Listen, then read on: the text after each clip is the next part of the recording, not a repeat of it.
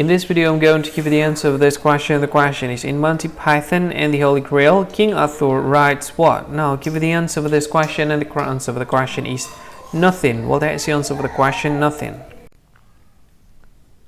Hi, thank you so much for watching this video. If you find this video is very useful, you can help this channel to grow by subscribing this channel.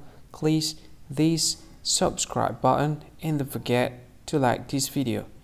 And if you find this video is not really good, or you don't really like this video, or you kind of feel that it's a little bit offensive or something like that, you can click this one, dislike button. You can do that anyway.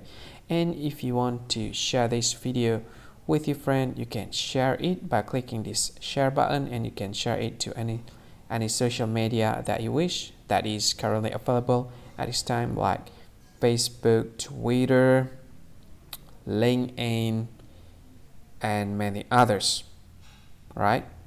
And if you want to add this video to your playlist, you can click this one. You can watch this video later, and you can find more options by clicking these three dots.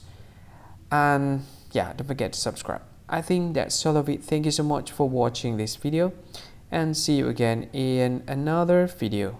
Bye bye. See you again.